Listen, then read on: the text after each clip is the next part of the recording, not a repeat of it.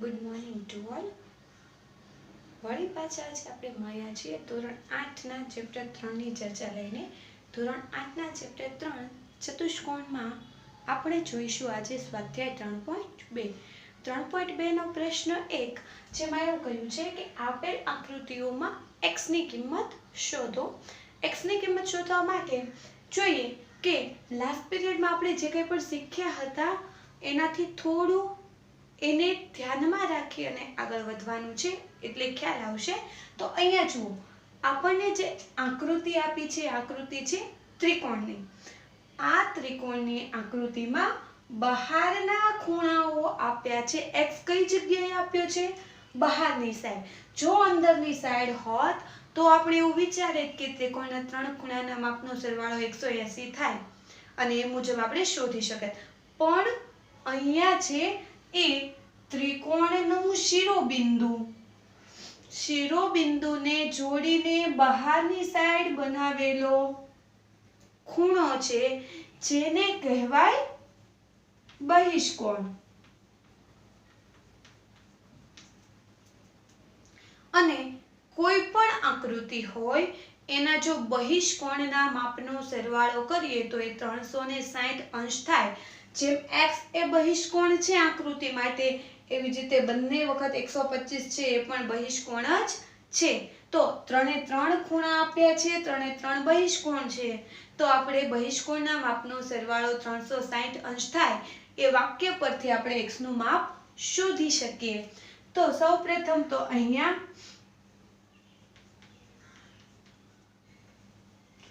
આપેલ આકૃતિ ત્રિકોણની છે. જેમ બહિષ્કોણના માપનો સરવાળો 360 અંશ થાય માટે આપણે એવું કહી શકીએ કે આ x અંશ પ્લસ આ 125 અંશ પ્લસ બીજી વખત 125 અંશ બરાબર 360 અંશ. ધ્યાન રાખજો બાળકો, અહીંયા આકૃતિ ભલે ત્રિકોણની છે, ત્રિકોણ સિવાયની પણ રેખાખંડથી બનેલી કોઈ આકૃતિ હોય, ફોર એક્ઝામ્પલ ચતુષ્કોણ, પંચકોણ, ષટકોણ, સપ્તકોણ, અષ્ટકોણ, તો એ દરેક આકૃતિ માટે પણ તેના બહિષ્કોણના માપનો સરવાળો 360 અંશ જ થાય. તો અહીંયા આપણે હવે જોઈએ તો સમીકરણ જેવું બની ગયું. 125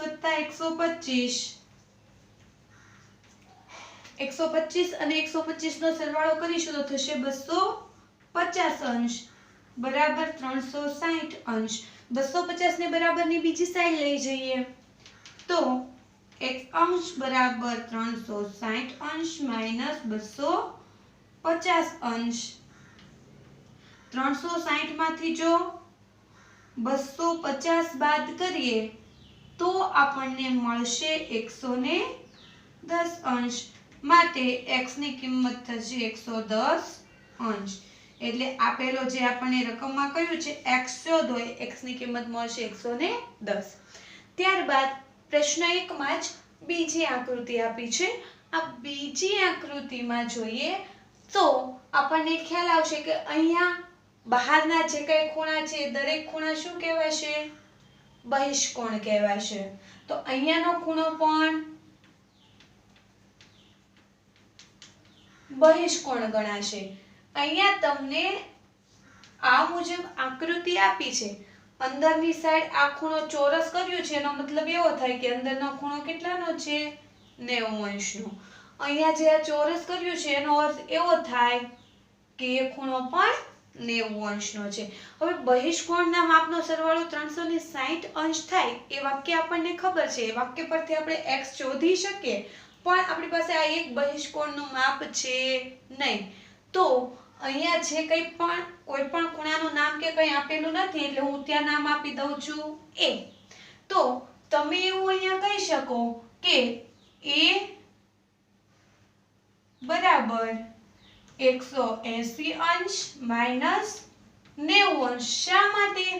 કારણ કે બંને રૈખિક જોડ છે. બંને ખૂણા છે એ રૈખિક જોડના છે. જો આ પ્રમાણે સામસામે બે પરસ્પર કિરણો અને એમાંનું એક સામાન્ય કિરણ. જો આ પ્રમાણેની કોઈ રચના હોય તો એ રૈખિક જોડ ગણાય છે. માટે આ બંને ખૂણાઓ રૈખિક જોડ રચે છે. રૈખિક જોડનો સરવાળો થાય 180. 180 માંથી 90 બાદ કરીએ એટલે સામેનો ખૂણો મળી જશે. માટે એ બરાબર 90 અંશ. એટલે કે આ ખૂણો બહિષ્કોણ જેનું માપ નથી આપ્યું એ પણ કેટલું હશે? 90 અંશ. હવે જો આપણી પાસે 5 બહિષ્કોણ અહીંયા છે, પંચકોણની આકૃતિ છે અને 5 બહિષ્કોણ છે, તો 5 બહિષ્કોણના માપ અત્યારે આપણી પાસે છે x 70 90 60 અને 90. તો આપણને ખ્યાલ જ છે કે કોઈ પણ આકૃતિનો બહિષ્કોણ હોય, બહિષ્કોણનો સરવાળો 360 અંશ મળે તો આપણે એવું કહી શકીએ કે x + 70 અંશ + 90 અંશ + 60 અંશ + 90 અંશ બરાબર 360 અંશ. 70 90 60 અને 90 નો સરવાળો કરીએ. 9 ને 9 18, 18 ને 6 24, 24 ને 7 31, 310 બરાબર 360 અંશ.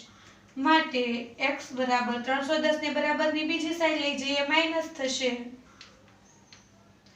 માટે અહીંયા x ની કિંમત મળશે 50 અંશ.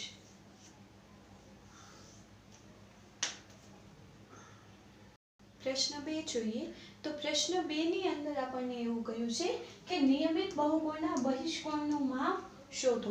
હવે પહેલા પ્રશ્નમાં આપણને આકૃતિઓ પરથી બહિષ્કોણનું માપ શોધવાનું હતું, જ્યારે અહીંયા આકૃતિ વગર શોધવાનું છે.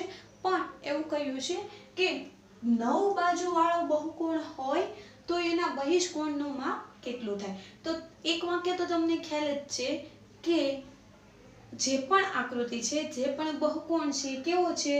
નિયમિત છે. જો બહુકોણ નિયમિત હોય તો એની દરેક બાજુના માપ કેવા હોય? એક જ સરખા હોય. તો એના દરેક ખૂણાના માપ કેવા થાય? એક જ સરખા. જો બહુકોણ નિયમિત હોય તો એની બાજુના માપ સરખા હોય, એના ખૂણાના માપ સરખા હોય, સાથે સાથે તેના દરેક બહિષ્કોણનું માપ પણ સરખું જ હોય. તો અહીંયા એવું કહ્યું છે કે નિયમિત છે. તો નિયમિત બહુકોણના બહિષ્કોણનું માપ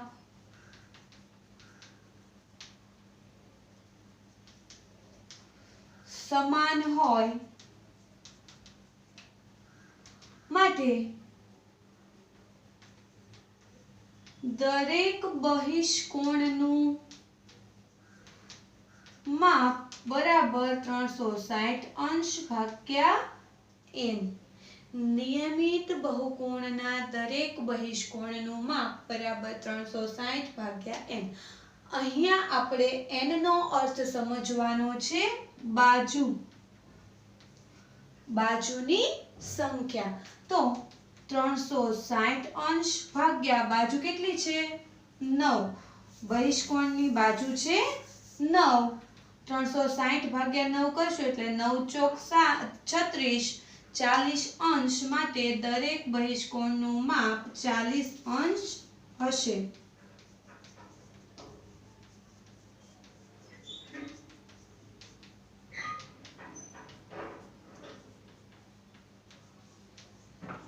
ત્યારબાદ બીજો પ્રશ્ન એમાં જ છે કે 15 બાજુ હોય.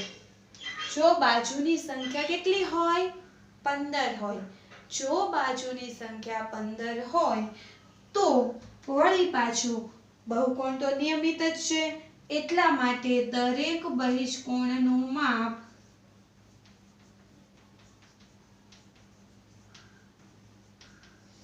બરાબર 360 અંશ ભાગ્યા n. 360 અંશ ભાગ્યા n. n નો અર્થ થશે બાજુઓ. બાજુઓ છે 15. 15 ગુણ્યા 24 કરીએ એટલે 360 મળશે. માટે 24 અંશનો દરેક બહિષ્કોણ હશે. એટલે લાસ્ટ લાઈનમાં એવું લખી શકાય કે દરેક બહિષ્કોણનું માપ 24 અંશ હશે. ત્યારબાદ છે પ્રશ્ન 3. એક નિયમિત બહુકોણને કેટલી બાજુઓ હોય તો તેના દરેક બહિષ્કોણનું માપ 24 અંશ થાય? જો પ્રશ્ન 2 માં આપણે શું શોધતા હતા? દરેક બહિષ્કોણનું માપ. રકમમાં શું આપેલું છે? દરેક બહિષ્કોણનું માપ. જે આપણે પ્રશ્ન 2 માં શોધતા હતા, પ્રશ્ન 3 માં એ આપેલું છે. અને પ્રશ્ન 2 માં જે આપેલું હતું 9 બાજુ, તો અહીંયા એ બાજુ શોધવાની છે. એટલે કે તમને અહીંયા અમુક રકમ આપેલી છે, અમુક વસ્તુ શોધવાની છે. સેમ રીત જ છે, પણ આપણે અત્યાર પ્રશ્ન 2 માં બહિષ્કોણનું માપ શોધેલું હતું, જ્યારે અત્યારે પ્રશ્ન 3 માં આપણે બાજુનું માપ શોધવાનું છે. તો જો બંને અરસપરસ જ છે, ખાલી શોધવાની વસ્તુ ફરી જાય છે, તો તમે આ જ સૂત્રની મદદથી બાજુની સંખ્યા શોધી શકો. કે કારણ કે અહીંયા એવું કહ્યું છે કે એક નિયમિત બહુકોણ. બહુકોણ કેવો છે? નિયમિત છે.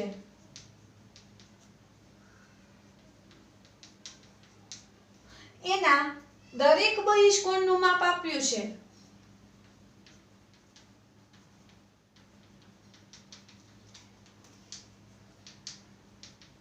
ચોવીસ અંશ કહ્યું છે, તો દરેકનું 24 હશે, એટલે કે સમાન હોય.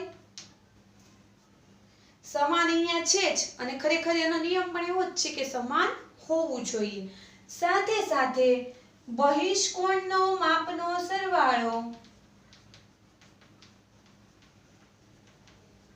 જો આપણે સરવાળો કરીએ તો 360 અંશ પણ મળે. તો તમે એવું કહી શકો કે દરેક બહિષ્કોણનું માપ બરાબર 360 અંશ ભાગ્યા n. આપણને બહિષ્કોણનું માપ આપી દીધું છે 24 અંશ બરાબર 360 અંશ ભાગ્યા n. n એટલે બાજુઓની સંખ્યા. જે અહીંયા કહ્યું છે કે કેટલી બાજુઓ હોય એ આપણે શોધવાની છે. તો માટે n ને બરાબર ની આ બાજુ લાવીએ, છેદમાં છે એટલે અંશમાં આવી જશે. અહીંયા 24 છે, અંશમાં છે, બરાબરની સામેની સાઈડ કરીએ એટલે જતા રહેશે છેદમાં. જો 24 અને 360 નો ભાગાકાર કરીએ તો મળે 15. માટે n બરાબર 15. માટે બાજુઓની સંખ્યા બરાબર 15. એટલે કે એક નિયમિત બહુકોણને કેટલી એટલે કે કેટલી બાજુ હશે? 15 બાજુઓ હશે, તો તેના દરેક બહિષ્કોણનું માપ 24 અંશ હોય. પ્રશ્ન 4. પ્રશ્ન 4 માં એવું કહ્યું છે કે એક નિયમિત બહુકોણને કેટલી બાજુઓ હોય તો તેના અંતઃકોણનું માપ 165 અંશ મળે. હવે બાળકો યાદ રાખજો કે કોઈ પણ આકૃતિ હોય, ફોર એક્ઝામ્પલ આકૃતિ છે ત્રિકોણની છે, આ મુજબની છે, તો અહીંયા જ્યાં હું સ્ટાર કરું છું, આ સ્ટાર છે એને કહેવાય બહિષ્કોણ. બહિષ્કોણની સામેના બે ખૂણા, અંદરના ખૂણા, એ સામેના જે બે ખૂણા છે આ આકૃતિ માટે એના થાય અંતઃકોણ. તો એવી જ રીતે અહીંયા આપણને એવું કહ્યું છે કે એક નિયમિત બહુકોણને કેટલી બાજુ હોય તો તેના અંતઃકોણનું માપ 165 અંશ થાય. તો અંતઃકોણના માપ પરથી બહિષ્કોણનું માપ આપણને મળી શકે, કારણ કે અંતઃકોણ અને બહિષ્કોણના માપનો સરવાળો 180 અંશ થાય, કારણ કે બંને રેખિક જોડ બનાવતા હોય છે. એટલે કે તમે એવું કહી શકો કે અંતઃકોણ પ્લસ બહિષ્કોણ બરાબર 180 અંશ. અંતઃકોણનું માપ આપણને આપ્યું છે 165 પ્લસ બહિષ્કોણ બરાબર 180 અંશ. માટે બહિષ્કોણ બરાબર 180 અંશ માઈનસ 165 અંશ. એટલે કે બહિષ્કોણનું માપ મળશે 180 માંથી 165 માઈનસ કરશો એટલે 15 અંશ મળશે. એટલે કે દરેક બહિષ્કોણનું માપ કેટલું હશે? 15 અંશ. આપણને બહિષ્કોણનું નથી પૂછ્યું, આપણને શું પૂછ્યું છે? બાજુઓ. પણ આપણી પાસે બહિષ્કોણ છે માટે આપણને બાજુઓ મળી જશે. દરેક બહિષ્કોણનું માપ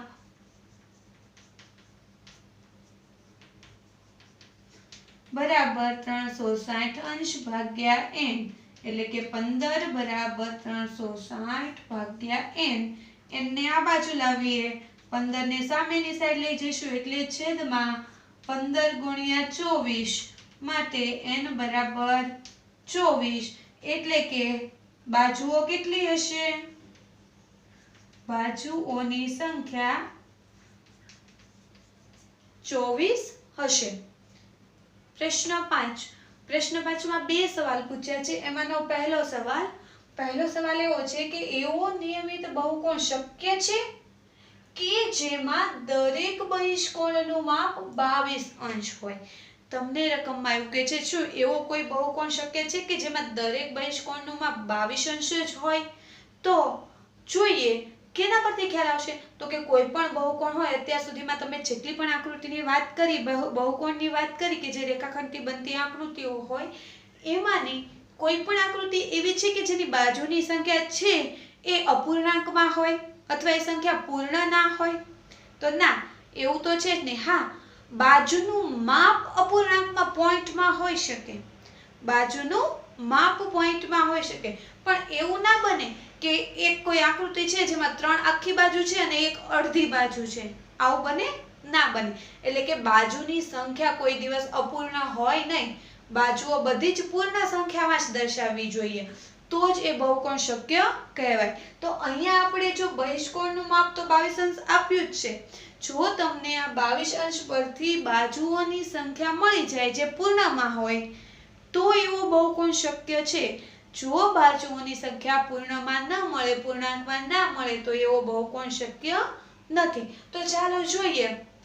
તો સૌપ્રથમ તો દરેક બહિષ્કોણનું માપ સમાન હોય.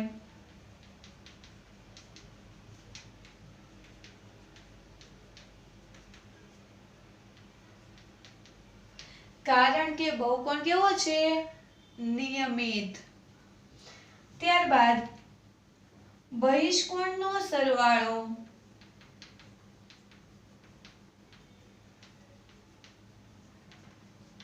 ,360 અંશ થાય. માટે તમે એવું કહી શકો કે દરેક બહિષ્કોણ નું માપ બરાબર 360 અંશ ભાગ્યા n. આપણને બહિષ્કોણનું માપ આપ્યું છે 22 અંશ બરાબર 360 ભાગ્યા n. n ને આ બાજુ લાવું છું, 360 ભાગ્યા 22. ભાગાકાર કરીએ તો 11 દુ 22, 18 દુ 36, એટલે 180 દુ 360.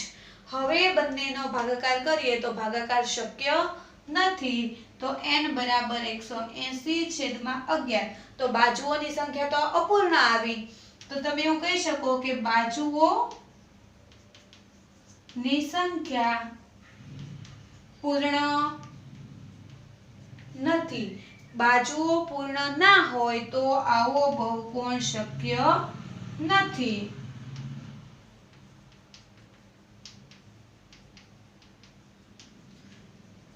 એટલે કે જે બહુકોણના દરેક બહિષ્કોણનું માપ 22 અંશ હોય તેવો બહુકોણ બનાવી શકાય નહીં.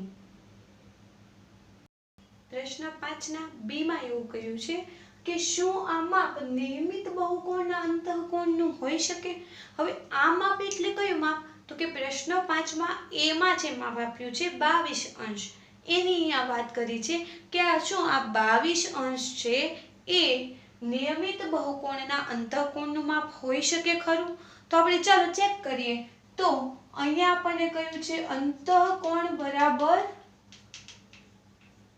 22 અંશ. તો તમને ખ્યાલ જ છે, આપણે આગળના એક દાખલામાં જોયું એ પ્રમાણે કે અંતઃકોણ અને બહિષ્કોણનો સરવાળો 180 અંશ થાય, માટે બહિષ્કોણ બરાબર 180 અંશ માઈનસ 22 અંશ બરાબર 158 અંશ. એટલે કે જો કોઈ બહુકોણના અંતઃકોણનું માપ 22 અંશ હોય તો એના દરેક બહિષ્કોણનું માપ 158 અંશ હશે. હવે બહિષ્કોણની માપની મદદથી આપણે બાજુની સંખ્યા શોધી શકીએ કે કેટલી બાજુઓ વાળો આ બહુકોણ હશે. તો બહિષ્કોણનું માપ બરાબર 360 અંશ ભાગ્યા n. બહિષ્કોણનું માપ આપણને આપ્યું છે 158 અંશ. 360 ભાગ્યા n માટે n બરાબર 360 છેદમાં 158. 180 દુ 360, 7 દુ 14, 9 દુ 18, 79 દુ 158 માટે n બરાબર 180 છેદમાં 79. હવે યાદ રાખજો બાળકો, હમણાં જેમ વાત કરી હતી એ જ પ્રમાણે બાજુઓની સંખ્યા કોઈ દિવસ અપૂર્ણાંકમાં હોય નહીં. બાજુની સંખ્યા તો હંમેશા પૂર્ણ સંખ્યા જ હોય, જે પૂર્ણ નથી આવી. માટે તમે એવું કહી શકો કે આવો બહુકોણ શક્ય નથી.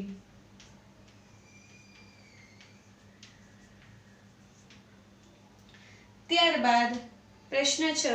પ્રશ્ન 6 માં એવું કહ્યું છે, નિયમિત બહુકોણમાં અંતઃકોણનું ઓછામાં ઓછું માપ કેટલું હોઈ શકે અને શા માટે કારણ સહિત અંદર લખી દેવાનું છે.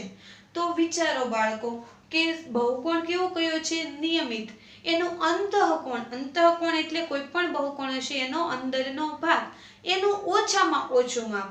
હવે ઓછામાં ઓછું માપ કયું છે? એનો મતલબ એવો થશે કે અહીંયા તમારે એવો બહુકોણ પસંદ કરવો પડશે કે જેને ઓછામાં ઓછી બાજુઓ હોય. તો સૌથી ઓછી બાજુ વાળો બહુકોણ કયો હોય છે? 3 બાજુઓ વાળો. તો બહુકોણની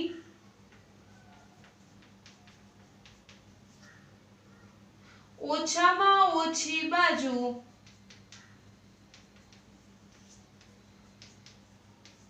3 હોય. 3 બાજુ વાળો બહુકોણ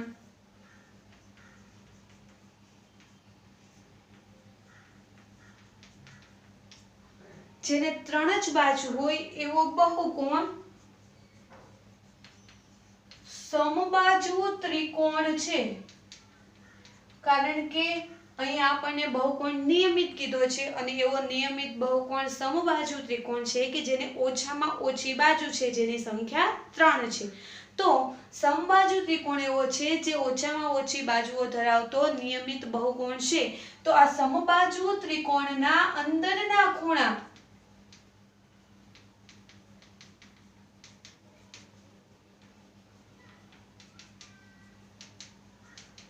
સમબાજુ એટલે દરેક બાજુ સરખી હશે એટલે એના અંદરના દરેક ખૂણા પણ સરખા હશે અને એનું માપ 60 અંશ છે. અથવા સમબાજુ ત્રિકોણના અંદરના જે ખૂણાઓ છે એનું માપ 60 અંશ હોય. અંદરના ખૂણા એ અંતઃકોણ ગણાય છે. માટે અંતઃકોણનું ઓછામાં ઓછું માપ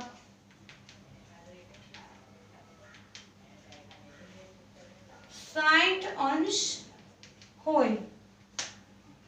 ત્યાર પછીનો સવાલ એવો પૂછે છે કે નિયમિત બહુકોણમાં બહિષ્કોણનું વધુમાં વધુ માપ કેટલું હોઈ શકે? તો તમને ખ્યાલ છે કે બહિષ્કોણના માપનો સરવાળો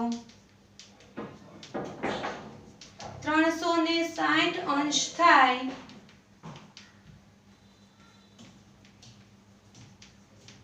તથા બહિષ્કોણ અને અંતઃકોણનો સરવાળો 180 અંશ થાય. પણ અહીંયા આપણને પહેલા બહુકોણના બહિષ્કોણનું વધુમાં વધુ માપ કયું છે? તો આપણી પાસે અંતઃકોણ અથવા બહિષ્કોણ બેમાંથી એકનું માપ તો હોવું જોઈએ. તો અંતઃકોણનું માપ આપણી પાસે છે. ઓછામાં ઓછું અંતઃકોણનું માપ કેટલું હોય? 60 અંશ છે. આપણે આગળના દાખલામાં શીખ્યા હતા કે અંતઃકોણનું ઓછામાં ઓછું માપ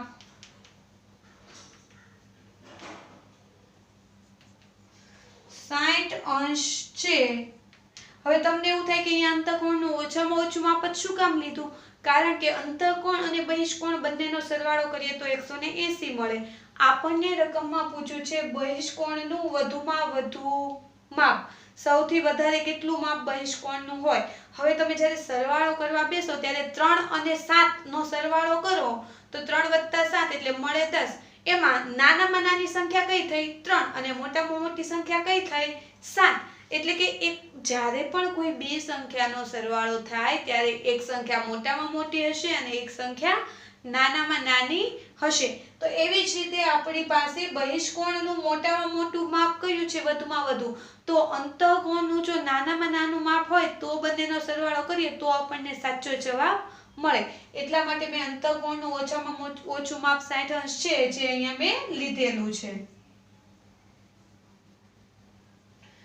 માટે અંતઃકોણ પ્લસ બહિષ્કોણ બરાબર 180 અંશ. માટે અંતઃકોણ છે 60 અંશ પ્લસ બહિષ્કોણ બરાબર 180.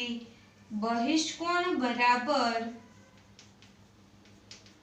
180 - 60. માટે બહિષ્કોણ બરાબર 120.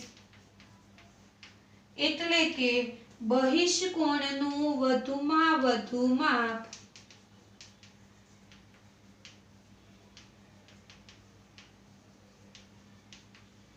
120 અંશ હોય. અહીંયા બાળકો આપણે સ્વાધ્યાય 3.2 કમ્પ્લીટ કરીએ છીએ. નેક્સ્ટ વિડીયોમાં આપણે મળીશું ત્યારે સ્વાધ્યાય 3.3 ની ચર્ચા કરીશું.